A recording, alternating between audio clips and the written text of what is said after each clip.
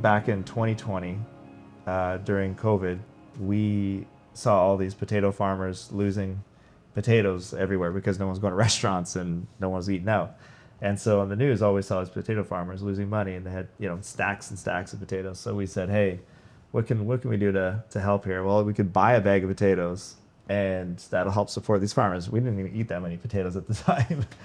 And we said, well, let's just start French Friday. That's like, that'll be a thing that every week we buy these potatoes. Every Friday, yeah. Every Friday, and then we'll spearhead and kind of talk about all these things that we're working on together during that time. And it started with just talking about our highs and lows of the week, being really intentional and saying, no matter what, no matter who comes over, we let them know, hey, this is our friend. We're doing French Friday, and it might be awkward, but we go around the table and ask everybody what their high and low was that week. And I will say that regardless of where we were, what was happening, if we were traveling on the road, we would literally stop somewhere to go get French fries if we were on the road on a Friday. And we stopped and made sure that we talked about our highs and lows that week. And it transformed us for sure, because not only did we have deeper, meaningful conversations together, but it allowed us, I think, to show our family that we choose them. We choose them about this being protective and keeping this time sacred. And I noticed it kind of flowed into other families that came and visited, and when we would be intentional and talk about the things that we value. Who would have thought, 5, almost 6 years later, we'd still be doing French Friday. And I think too, something that I hope continues is that as our kids get older, they want to spend their Friday night at home, and they can bring in whoever they want. They want to bring friends over, whatever that looks like. Because up until this point, it's usually families, right? We're inviting families in. But as the kids get older and start forming their own friendships outside of families, I want them to be like, no, like, French Friday, we're doing it at home. This is what we do. You can come for sure. And so it's definitely a good starting point, whether it's a French Friday or Taco Tuesday. Usually food included, it makes it, Yeah, more food special. always includes Get it. some poppies or, special ice cream or things like that. Your kids grab hold of that, and I think they'll never forget it. And they'll remember, the opportunity to just laugh and to play and to be joyful and to connect. And they'll trust that it's going to happen that next day or that next time. And I think our kids need that. I think we need it as families, I think it's funny you brought up that you hope that whenever your kids get older that they remember and that they implement French Fry Friday, or know that French Fry Friday is going to happen at your house, and that's what we're doing. Because I was just mowing grass yesterday morning. It just popped in my head, like, we've got potentially 6-7 more years of Cadence being in the house and then moving on and getting married and stuff. But I was like, one of the things I hope me and Lauren fight for is like family dinner night after all of our kids are gone. Like, hey, just so y'all know, if y'all are close by, Tuesday nights is family dinner night. Dinner will be Everybody's at our house. We're all doing everything still as a family together. Yeah. You ebb and flow as like life happens. You might sometimes get out of the routine, and you have to like check yourself and go, no, like, this is important to us. We can't we have to actually sacrifice to make this happen sometimes. And for us, like, we read John Mark Comer's book, Ruthless Elimination of Hurry, with a small group.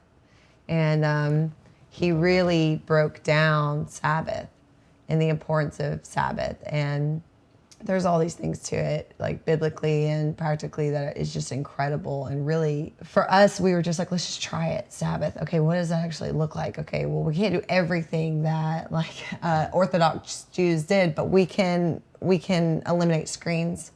We can intentionally like go into the Word together.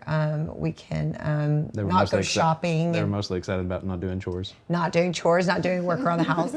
And we did start off, it's supposed to be sundown to sundown, right? Like Friday night sundown to Saturday sundown. And it was like, you start off with a celebration.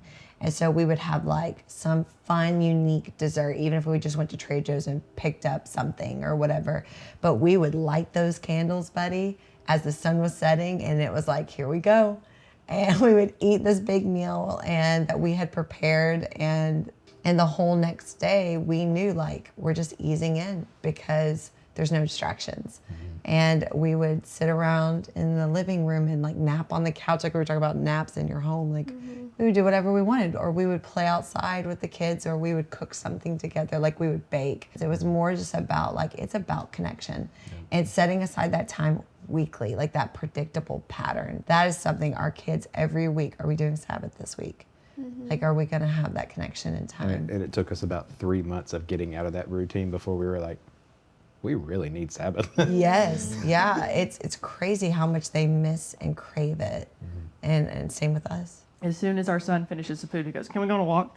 It's like, well, just give us a few minutes and we'll go on a walk. And normally we'll do like, they can have popsicles on the walk or something. They call them pea-sicles. Like, yeah, pea-sicle.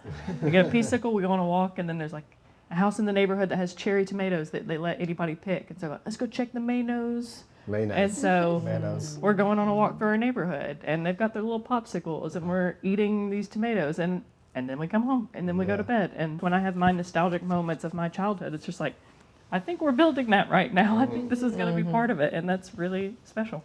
It's beautiful, and it's so simple and mundane, but I think the consistency is so great. Yes. Like when your kids expect it, and I mean a good sense of expectation where it's like, oh, this is a part of our rhythm. Yeah. It's like an anchor, you know. And I can tell you, like this week in particular was a really rough work week for me, but those anchors like reset me, even my attitude and my heart, and just being around the family. And Aaron texted me and said, well, like, hey, we don't have to do that. And I was like, no. I want to do that. Like that will help adjust my attitude back to what it needs to be, and just remember what's important. What's everyone here has touched on, which is so critical for anyone who wants to create new routines and rhythms, I think, is making it fun and making it unique to your family. You know, it doesn't have to look like somebody else's, you know, spectacular vision of what that is. I think it's just being engaged with your kids, allowing them to identify and kind of shape it. Because if you're just open, they might start doing something fun and interesting, and that becomes part of your routine or rhythm, you know? And I think you have to just take a moment to look at children like they are the gift, and they're trying to give you a gift. They're trying to give you inspiration. They're trying to give you direction. And yeah, I mean, one of those things for us was Jonas got into golf or whatever at a young age, and we were just open to it. I had golf growing up, you know, and now it's like a huge part of our life because we just try to become open to it, and it's a part of our rhythm of what we do. And I can honestly say that we definitely wouldn't have been here in that situation had we not written down one of our values, which was to pursue the passions. And it just all trickled down from there, right? And so it is one of the most powerful things we can do is create routines and make it fun for kids.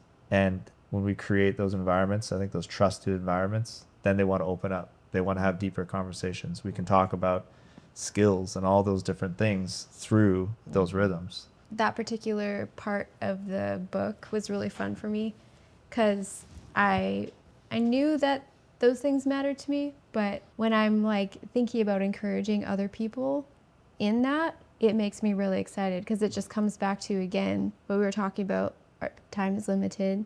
We also don't know how much time we have.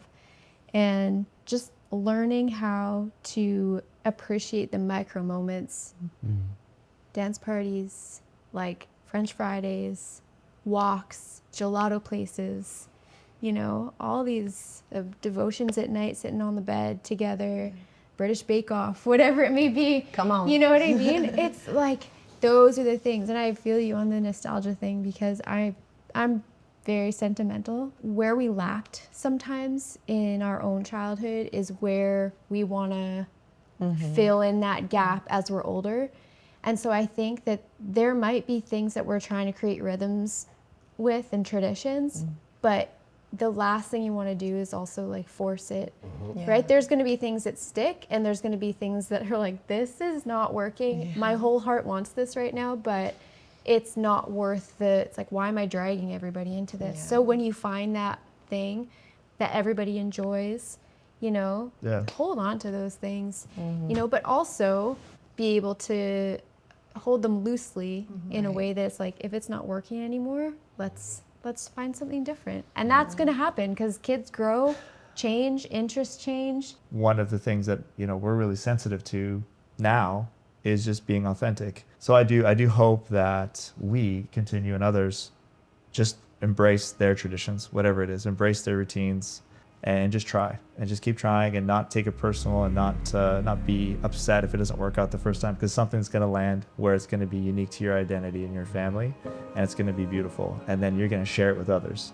you know, and then they're going to grab a hold of it, and then it's just going to turn into, I think, a beautiful garden of families with different traditions and different things, because we're not all blessed with those legacy long-standing things. So